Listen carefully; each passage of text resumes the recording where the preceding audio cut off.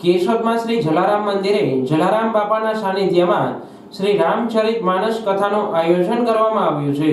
અયોધ્યામાં રામ મંદિરના રામલલ્લાની પ્રાણ પ્રતિષ્ઠા બાદ જ્યારે કેશોદમાં ભવ્ય લાંબી શોભાયાત્રા નીકળી હતી, તેમાં જ પોથી યાત્રાની વ્યવસ્થા કરવામાં આવી હતી, જેમાં હજારો લોકો ઉમટી પડ્યા હતા।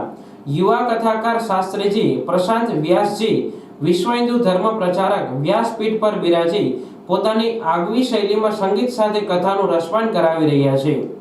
આ કથામાં જુદા જુદા પ્રસંગો, શિવ પાર્વતી વિવાહ, રામ જન્મોત્સવ, રામ જાનકી વિવાહ વગેરે પ્રસંગોનું આબેહૂબ ચિત્રણ કરવામાં આવી રહ્યું છે। આ કથાની તમામ વ્યવસ્થા અને જહેમત શ્રી જલારામ માનવ સેવા સમિતિના સભ્યો ઉઠાવી રહ્યા છે। દરરોજ બપોરે 4 થી સાંજે 7 સુધી કથાનું રસપાન થઈ રહ્યું છે। આટલી ગરમીમાં પણ લોકો કથાનું રસપાન ભક્તિભાવ સાથે કરી રહ્યા છે।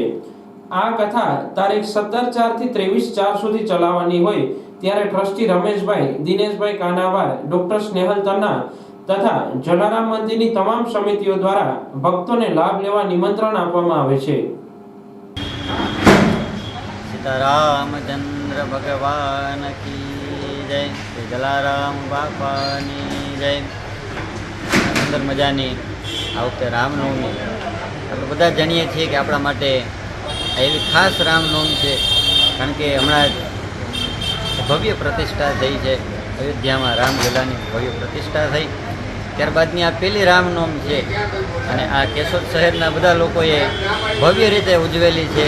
સુંદર મજાની શોભાયાત્રા નીકળી, રામનવમીની શોભાયાત્રામાં રામચરિત માનસની પોથી યાત્રા પણ સાથે થઈ અને એવું ભવ્ય આ પ્રારંભિક રામકથાનું આયોજન આ જલારામ મંદિરના દિવ્ય આયોજન હેઠળ થયું છે।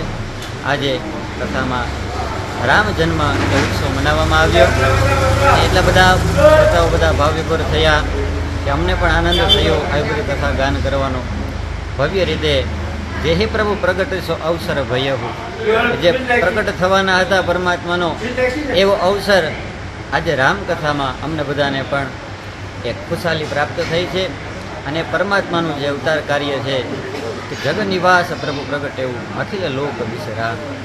જ્યારે લોકો બધા સૂતા હોય, નવમી તિથિ મધુમાસ પુનિતા એવું કહેવામાં આવ્યું ચરિત માનસમાં કે નવમી તિથિ હોય, આપણે હમણાં જ રામનવમીના બપોરના સમયે એ પોથીયાત્રા શોભાયાત્રા ચાલુ થઈ ત્યારે લોકો બધાએ આરામ કરતા હોય, અખિલ લોક વિશ્રામ, લોકો બધા વિશ્રામ કરતા હોય ત્યારે જગતને વિશ્રામ દેવાવાળા ભગવાન રામ પ્રગટ થાય છે કે જે આપણે થાકેલા છીએ આપણી અંદર એવો વિશ્રામ પ્રાપ્ત થાય, એવો એક પોરો, એવો એક રામનું નામ આપણને પ્રાપ્ત થાય।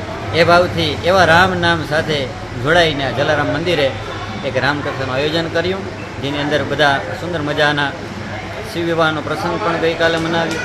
આજે રામ જન્મનો મહોત્સવ અને આવતીકાલે રામ ભગવાનના સીતાજીની સાથે વિવાહનો પ્રસંગ છે।